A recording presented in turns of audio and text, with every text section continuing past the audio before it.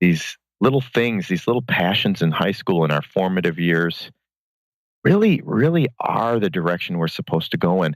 And that's the discipline of following directions and, again, doing your workouts or going to your sport and juggling homework and things like that all lead to the ability to not just fitness for life, but to actually make it through life and handle things the way you need to and be successful in your own way.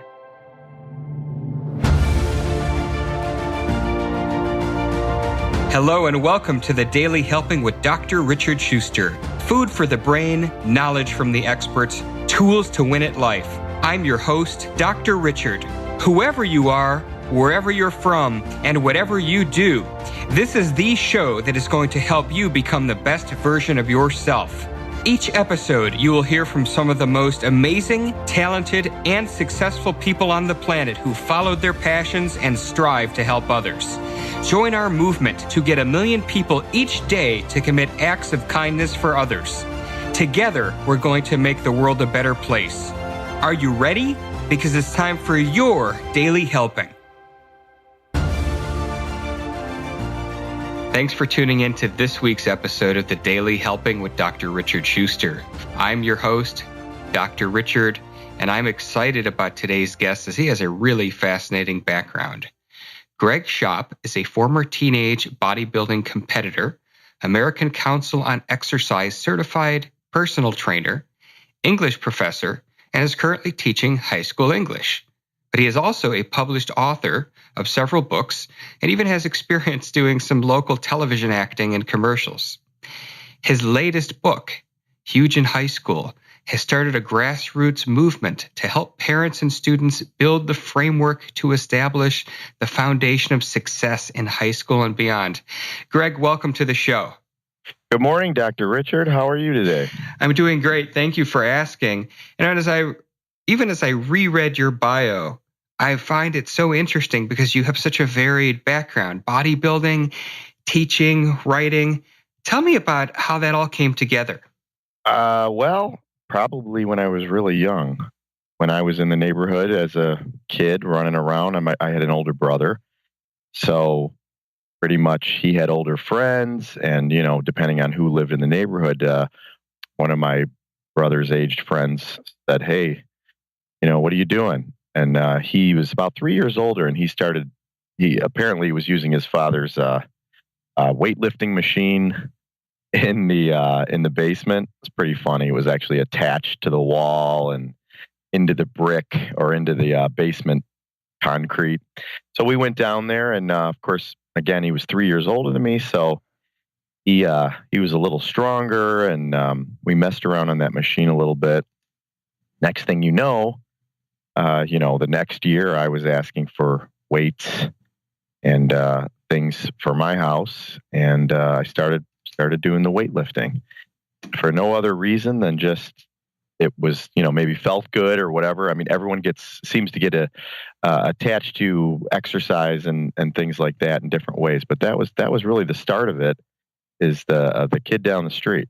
So how old do you think you were at that time? Believe it or not, I believe it was around 12, which usually sets off alarms, which is another reason why this book is out.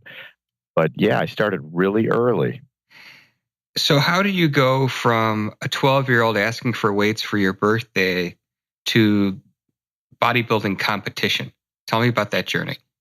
Well, actually, after about just lifting through middle school, I started to, gain weight.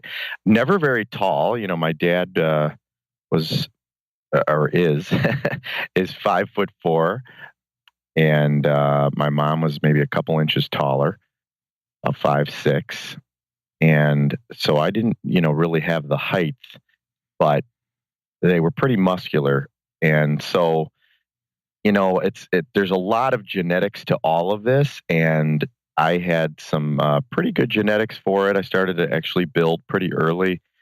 As time went on, all of a sudden I'm a ninth grader, and that's where the weight really started to gain. In fact, from ninth grade to about, I'd say 11th or 12th grade, somewhere in there, I gained a lot of weight and muscle. Now, some of it was, of course, growth and height. A lot of it was obviously, just natural, what do you call it, puberty and all that stuff. There's a few, I don't know the technical terms or when it is, but there's a couple stages where you get a lot of testosterone and things like that. And I really started to, fill out. And of course, proportionate started to look really good there. And so quite simply, I saw something with Arnold Schwarzenegger. This is a common story when you're my age. And I was like, well, I'm going to do that too. So I got basically got a lot of different books, read a lot of different things. The next thing you know, I was trying out a competition on stage. All right. So you say you found yourself on stage. So what kind of competitions were these? Were these national competitions? Were these state level competitions? Great question, Dr. Richard. Actually, today in 2017, there are many, many, many more categories in bodybuilding. I don't even know if you can say bodybuilding because there's the bodybuilding contest, there's physique contests, and I'm drawing a blank on the other ones. But there's a lot of these different fit, and I think there's something called classical now. So the area is actually starting to grow in that respect. When I was doing this, it was pretty much teen bodybuilding or, the regular weight class bodybuilding contests. There was one part that had natural contests, which they were called natural shows. And then there was also, just your regular bodybuilding show. So I did 2 regular shows, really not knowing anything about the whole natural thing. I was very naive back then. As I mentioned, Arnold Schwarzenegger, I thought he was, just no enhancements and things like that. And all the bodybuilders back then, which have, they've admitted that they've used some enhancement drugs and things like that. But I just, I didn't know. And so what ended up happening is, I just went to shows, worked out really hard, did everything in a lot of their different books and things like that. And showed up. And the first show, I was 16. I did not place. It's usually have to be in the top 3. I did not place. So I worked harder. And then, of course, that year was great because I was in high school. And a year later, I think I was 20 pounds heavier, which really sounds off alarms. You're thinking, how? That's not possible. You must have taken something. But, again, natural growth. When you're lifting and you have these natural growth spurts, you're going to gain more weight than you would normally gain if you weren't doing any exercise. I mean, there's a lot of muscle that could have, at least for me, genetically was added on. So when I hit that second contest, I was better at posing, things like that. Next thing you know, I took a 3rd place trophy. It was a regular contest.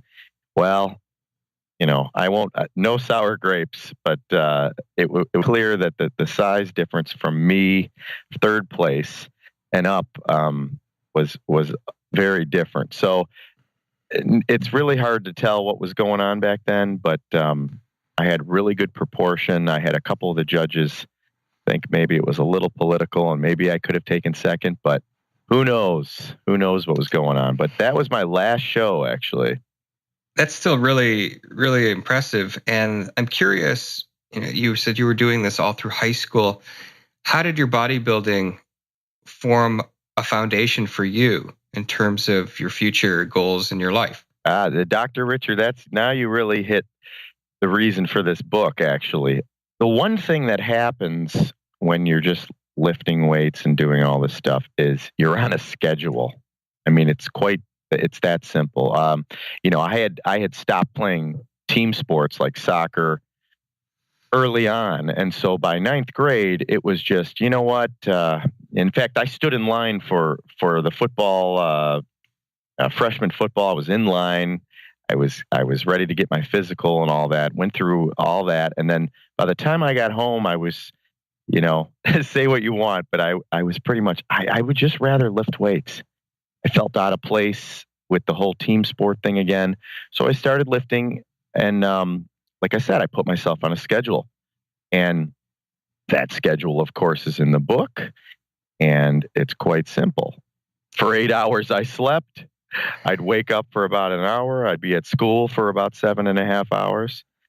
There would be, a meal and a nap when I came home, which is kind of crazy, but I was so exhausted every day that I would come home, eat because I knew I needed food. I'd sleep, force myself to get up. Usually you don't eat and go to sleep, but it wasn't a big deal as a teenager for a nap. I'd work out, have dinner. I'd do homework again in between, if dinner wasn't ready. My wonderful mom, of course, was cooking, and I would do my homework, and then I would eat dinner, then do homework again. I might have an hour of free time, then I'm back to sleep. So it was really that was my 24 hours.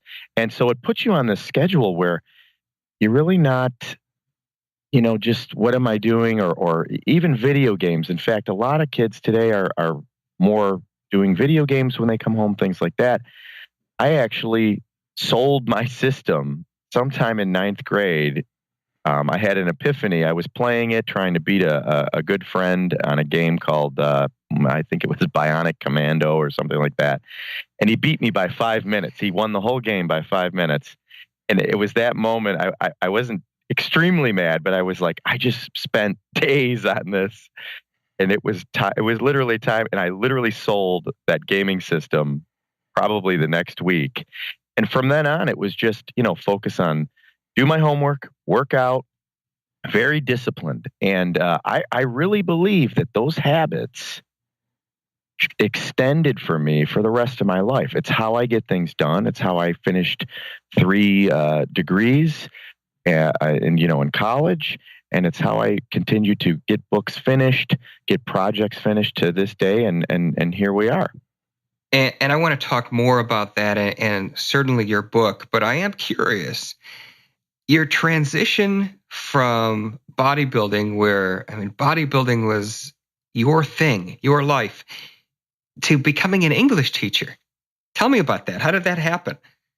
I have no idea, Dr. Red. No, actually, it's again, we're focusing on this latest book, but what we haven't mentioned, and I won't spend too much time on it, but while all this is going on in high school, and again, back to high school here, because in middle school, I absolutely despised my English classes.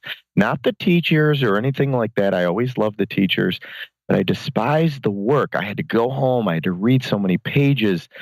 And in ninth grade, someone suggested a book to me. I laughed at him. It was too thick. There's no way I'm reading this long fantasy book. It was of the fantasy genre. There's no way I'm reading this. And all of a sudden, I needed an extra book for freshman English, an outside reading book. And I had forgotten. So I ran to the library and I said, what was that dumb book that guy? And there it was. It was sitting there in my old high school, West Bloomfield High School library. And I'm looking at this book and I said, well, I'll grab it. And I pick it up. It's too heavy, too thick, whatever. I take it to class. Teacher comes around. She says, oh, was that your book? I said, yes. And before she could even respond, I said, can I switch books if I want to, if I don't like this? And sure enough, she nods and says, yes. So I'm cool. I throw it in my backpack, go home. Next thing I'm at home, I pull the book out. There's something inside of me at that moment, ninth grade, that said, hey, why can't I read this? So I tried it. I started reading it. I'll never forget. I was in my bedroom, started reading it. Next thing you know, and I was a slow reader, but next thing you know, I was putting the hours in. Like the video games, I was putting the hours in on this book. And it took me a couple days, which was super fast for me. But it really was the hours I put in. And I read the whole book. And I couldn't believe it. So then I read the next one in the series. And that spiked about a year later, another English class, again, high school, sophomore year. One of this male teacher said, hey, why don't everyone write a story? It could be anything you want. So I start writing a fantasy story because those are the types of books I was reading. Next thing you know, that turned into my first book, which is a fantasy for a young adult. It's Glantis Treffmore Awakening, as you probably had in my deeper bio there. And that's what I knew when I went to college. By then, when I was in high school, I started to enjoy the English classes.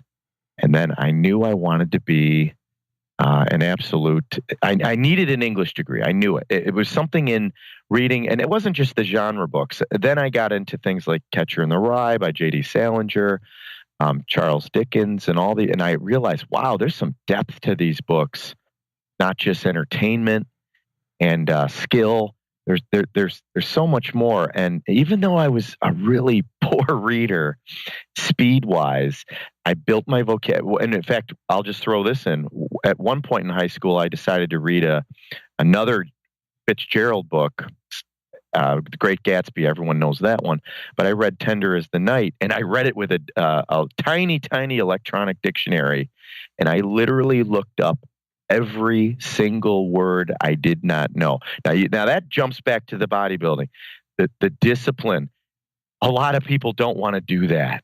It's incredibly tedious. And I sat there and I looked up every word I did not know in Tender as the Night. I didn't love the book. You might like it. It actually had a psychologist in there. I read the whole book, didn't like it very much.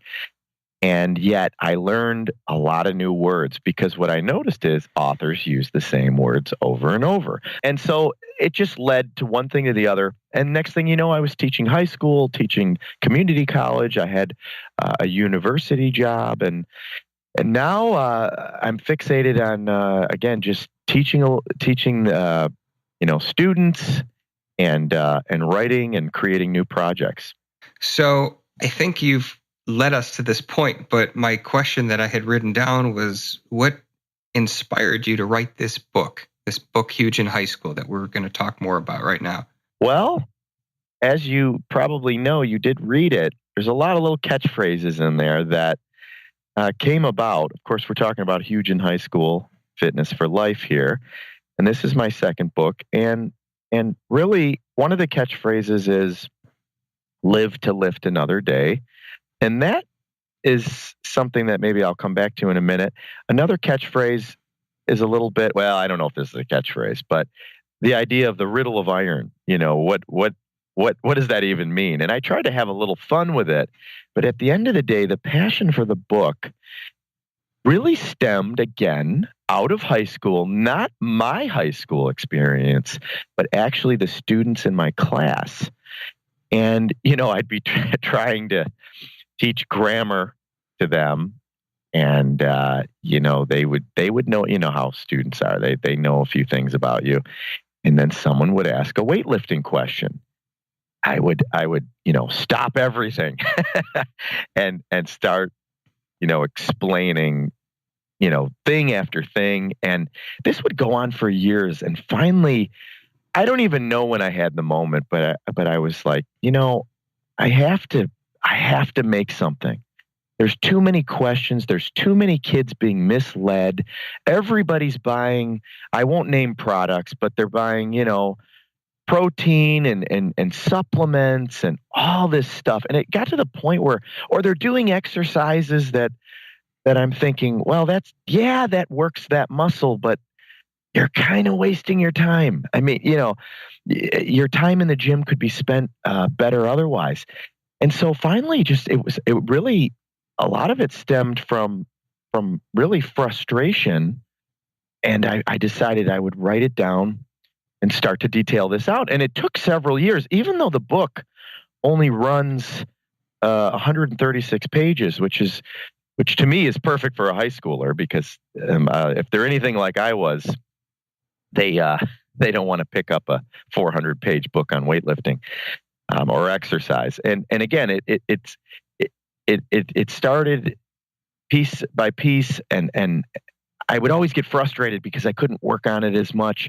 And then I realized that after about 2 years, there was nothing to be frustrated about, because what was happening was, I don't want to call it OCD, but I was meticulous. I was meticulously outlining and putting it together, and really so it was simplified, which it still ended up being pretty complicated, but I eliminated jargon. I did a lot of things to negate that, get rid of that. And what ended up happening is it created Huge in High School, Fitness for Life, where an adult or a student could read it and simply go through and really understand, the philosophy and things behind this and how to do exercises. And that way, and here's the whole idea. Your son or daughter, again, I know it has a me on the cover, and I'm male, of course, but anyone can gain from this. And what would happen is you'd have your son or daughter or yourself, you'd start reading it, and here's the fun part. It's designed so that when you walk into the gym, if you ever decide to go to a gym, of course, you can buy equipment for your house. I minimize that down to a bench and some dumbbells just to show you how much you can actually get done with some simple free weights. Nothing to be scared of, nothing to drop on yourself. But if you do go to the gym, the book also has that information where you walk into the gym and 80%, maybe 90, maybe 70, I don't know where to put it, more than really anyone else. Not so much anyone else, but you're not confused. If someone comes up to you, for example, this is one of the warnings in my book, hey, why don't you try this?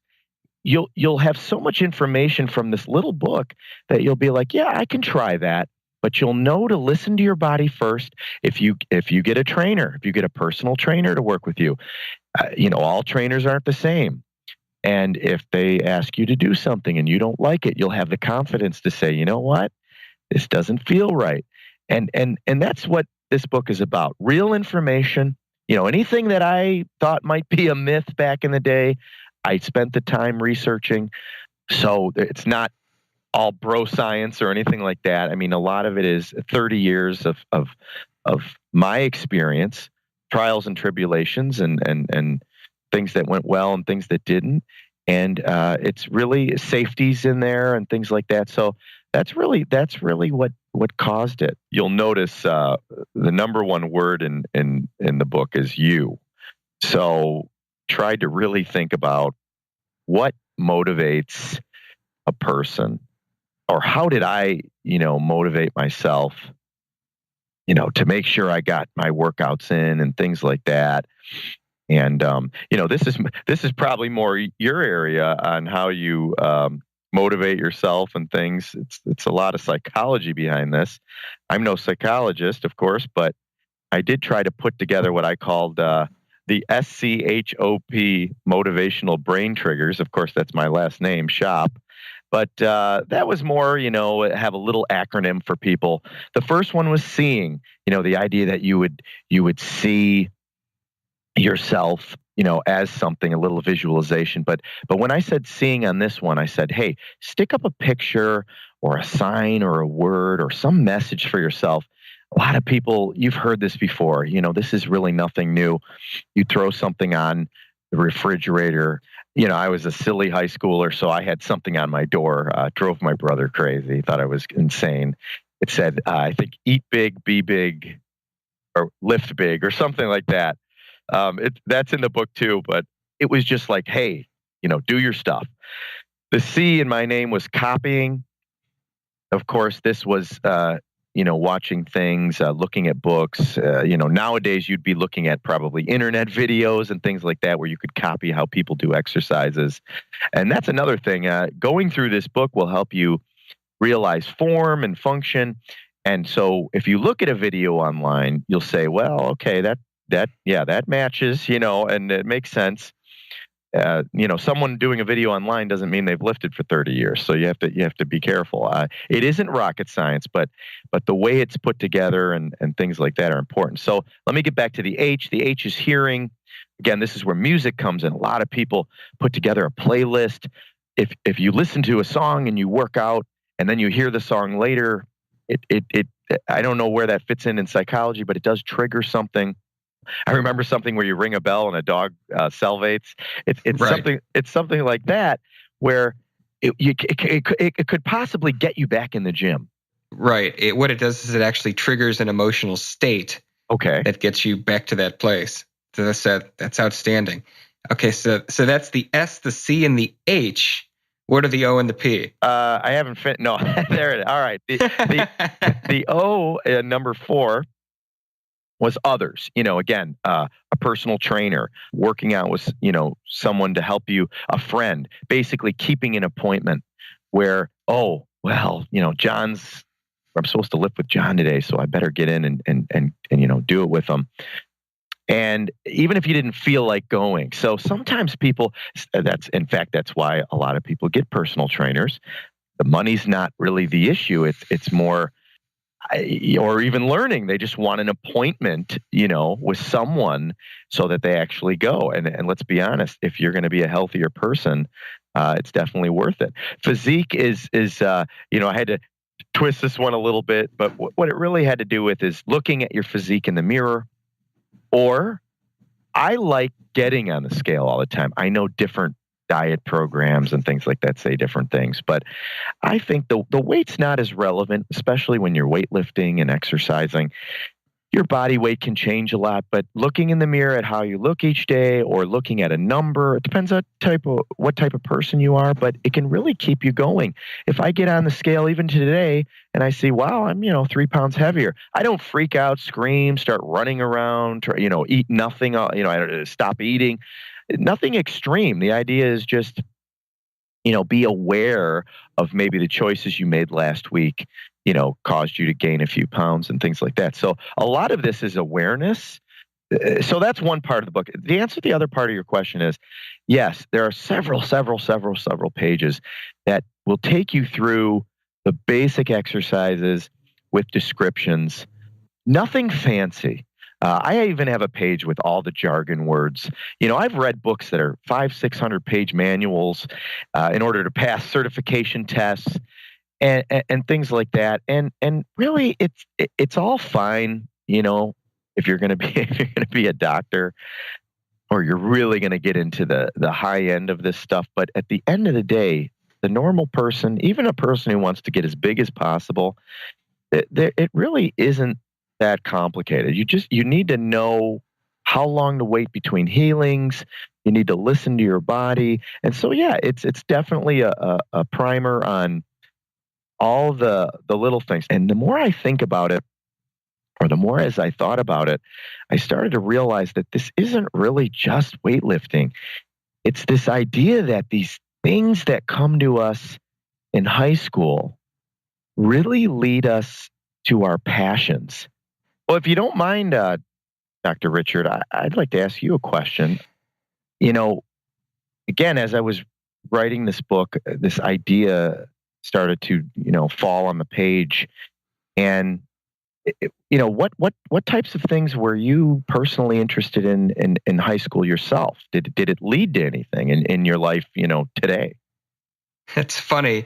I remember my junior year in high school, the guidance counselor, and I can't remember his name, but he came around. We were all taken out of class, whatever period, mid-afternoon period we missed, and everybody had to take these tests that would basically determine your vocational aptitude. What should you be in the real world, so to speak.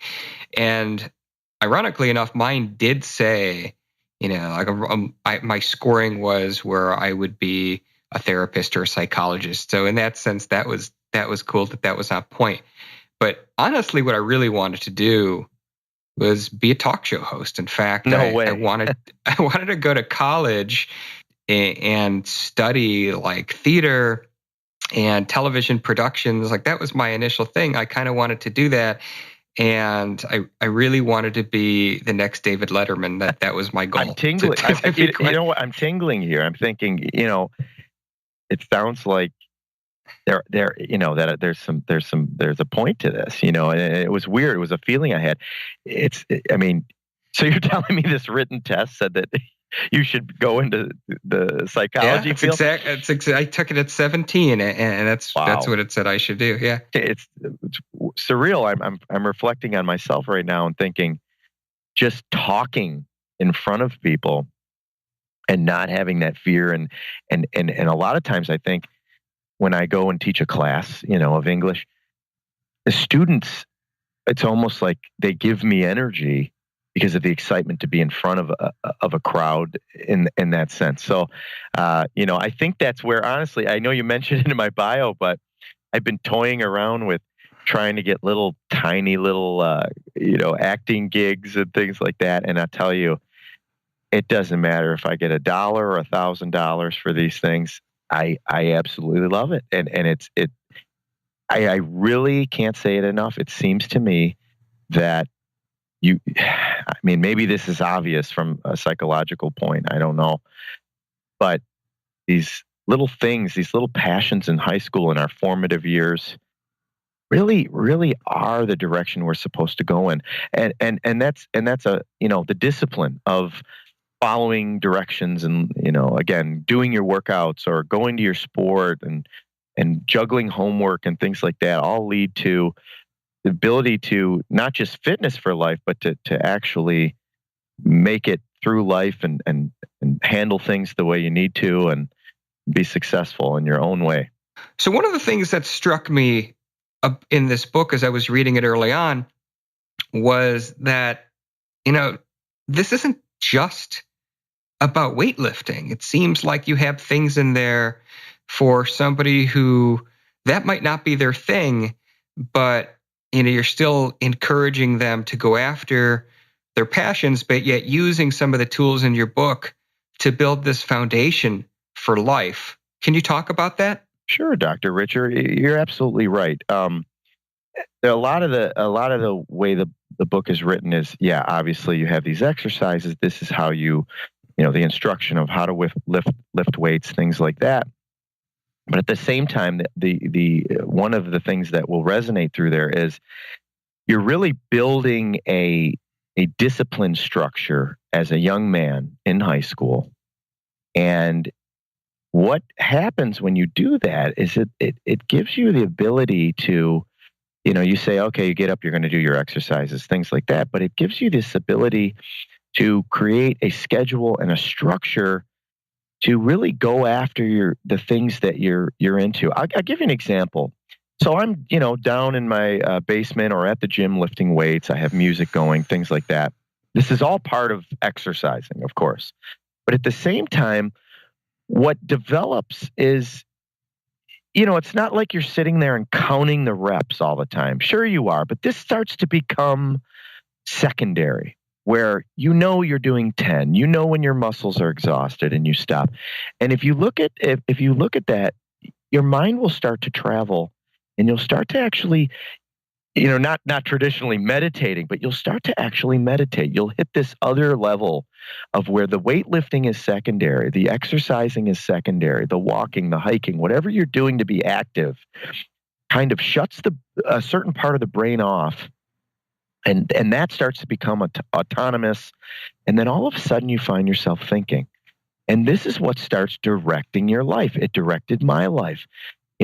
My goals. What am I going to do tomorrow? What am I into? What am I thinking about? And as these thoughts come through you, you'll start to realize that this is not just a weightlifting book instruction. It's an instruction for how to tackle, to schedule, how to go after your passions in life, follow the things that interest you, and yet have the discipline. Because a lot of people will say, I want to design video games, yet they just want to play them. Or I want to do this, but they just want to just be involved in it. They don't. There's none of this planning, and sitting down and saying, okay, each day I have to, learn some new coding on how to program and do things like, again, for the video games. A lot of kids, and the reason I keep bringing that up is a lot of kids nowadays are very interested in creating games and things like that because they're really interested in that area. And this is one of the things the book can do is not only the exercise, but the discipline of seeing yourself and visualizing. I mean, again, one of my what do you call it, heroes or whatever in my life that I looked up to was always Arnold and Arnold Schwarzenegger. And you could see that, of course he was lifting and doing all these things, but the truth is he had this vision that came along with the exercise. And he touched on it in a different way, but I know it's there. I know that, even writing things or coming up with ideas for writing, because that's another one of my passions, obviously, is writing and creating and doing creative projects. When I'm exercising and doing these things, I'm actually working on something else. I'm working on my life. And that's why it's not just huge in high school. It's huge in high school, fitness for life, but it's physical fitness, it's brain fitness, it's life fitness that I believe all leads to happiness. And I know when we were speaking before we started recording, we were talking about how this has started kind of taking on a life of its own in the form of a grassroots movement. Tell us a little bit about that and what's going on with that and how people can get involved. Well, I'll tell you, the first involvement is obviously getting yourself to say, hey, I want to start doing something physical. And you have to be honest with yourself. What are you willing to do? Exercise, physical wise. And then you take the step to say, well, I need to learn this somehow. And, that's where the book comes in. It's a very simple read. And so obviously you get a copy of the book, you read it. At the very least, you get some information on some sort of exercise. Please don't go out there blind and just listen to anybody that, comes in front of you or crosses your path. And as any grassroots program, you have to start with the younger kids. Any adult, of course, can pick it up and start going, right away. But the trick is, it's not even a trick. It's just start with younger people. So if you have a son or daughter, have them read it, have them get into exercise early and really start to see how valuable that is. They say this with diet too. If you're not, which by the way, healthy foods can be way cheaper than junk food. So it's not really always a monetary thing. Getting fruits and vegetables and having, real food on the table is a way to start this idea of health and balance and things like that, and of importance. And anything you start with a young person, particularly, again, I say high school is a big moment for, I think, a lot of for pretty much every person, and start these things early. You mentioned movement, and this is one of the things that really hit me again with this title, Huge in High School. What I've been doing on social media, for example, and of course I'm in the classroom. I'm teaching high school English, and one of the things we're having fun with and really kind of pushing along is the idea of hashtag, and that's, for those of you who don't know what that is, it's just like a number sign, and hashtag Huge in High School, and you attach that to anything you post on these social media sites, and what happens is, more people see it, and it starts, to send this message. And the message for hashtag Huge in High School is, I want people to post things that they're doing in high school that they're passionate about. It doesn't just have to be, hey, I bench press 200 pounds, or I'm lifting, or I'm exercising, or I'm doing this. It can be anything they're passionate about in high school. If you have someone that's just got the, let's say, high schooler, all of a sudden, they just found out that they did an audition for a play in the theater program, and they got the main part, or they got a part, whatever it is, and they're all fired up about it. That's hashtag Huge in High School. You're doing something that you're passionate about, and you're successful in that. Hey, you could even show yourself studying. Hashtag Huge in High School. It's motivating. It's like, these are the things that all these high school students are doing that makes them, huge per se at life.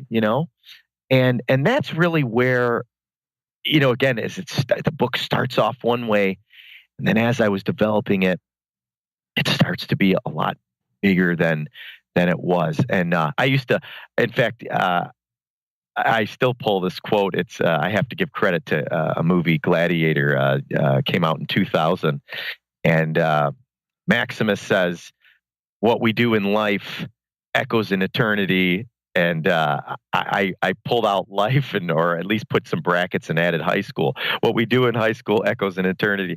And again, I don't mean that as, the superstar in high school and then, everyone makes a joke, oh, he's nobody in life. It isn't about that. What it is recognizing that in high school, these wonderful things you're doing, not just exercising, but anything you're doing in high school that you're passionate about is really something that should continue in your life, even if it's as a hobby. You may have your day job, but keep those passions. Hey, if you can turn those passions, we all know this, we've all heard this, if you can turn those passions into an actual job and things like that, you're all the more better. But even if you can't, hold on to the passions, because things come around, and the next thing you know, you're all these high school skills, all these huge in high school moments in your life early on really can turn into something a lot bigger throughout your entire life. And I stress parents to go out there and doesn't cost you a dime, just get on there, and if you look on your kids' social media and anything they do that's wonderful, or mention what's going on here, and they're actually huge in high school. And it's funny because in the classroom, a lot of the students will, the only thing that Mr. Schop or whatever he cares about, fitness, this and that, but that's not the truth. I mean, I can show them my other book where it's about stories, and I enjoy writing, I enjoy all these other things that I'm passionate and huge in high school about. And so they start to realize it's not just about what, about lifting or what I did or anything like that. It's really about what all of us get into. And we really all can be, hashtag huge in high school. We all have these moments, and that's really the larger point here, the bigger movement. Well, that's what I love about this, is that essentially you're encouraging young people to find their greatest strengths and post them online, brag about it a little bit, but then, the huge in high school is also about having the discipline and the courage to see it through to the end, which is just awesome. That's why I wanted to have you on the show. I was really floored by what you've created in that regard. I think it's fantastic. Well, thank you, Dr. Richard. I appreciate that. Absolutely. And we are unfortunately at the end of the show. I have a feeling that we could probably talk for quite a bit longer, but what I want to do is I want to ask you, which, as you know, is customary. Every guest that comes on my show, I ask them, what would be the biggest helping that you could give somebody listening to the show that is the one most important thing for them to take away with? I love that. The biggest helping. Well, the simple one is probably, some of the more structured things in here would be, I don't think I have just one, maybe a couple, if you don't mind. But the one would be, again, I throw this phrase in here, live to lift another day. And that idea is, again, for the exercise part of the book, don't just jump in, go crazy, try to do the heaviest weight, and try to get there in 3 seconds. Live to lift another day. In other words, take your time. You have such a long life in front of you. Don't try to take shortcuts. The journey is part of it. You want to take that time to develop, and don't be in a hurry. Make sure you're safe and things like that. The biggest helping on a much grander scale is just what we talked about earlier, and that is find your passion in high school. Post these things that huge in high school, the things that you're doing that you really love, and follow them your entire life. And that's really what, to me, it's about, leads to a happier life. That's really awesome. And Greg, I want to thank you so much for coming on today's show. Could you tell everybody where they can find out about you, where they can find your book, etc.? They'll never guess. It's www.hugeinhighschool.com. That's directly to the book.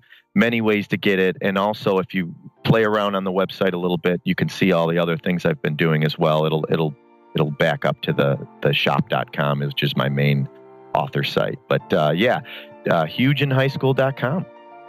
And we'll post that, of course, in the show links and then accessible through the Daily Helping app. Very good. Well, thank you so much for coming on the show today, and thank everybody who tuned in and listened to this episode.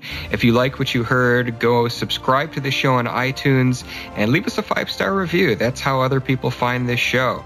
But as ever, thanks again for listening. Go out there and do something nice for somebody else, even if you don't know them, and post it in your feeds using the hashtag #MyDailyHelping, because the happiest people are those that help others.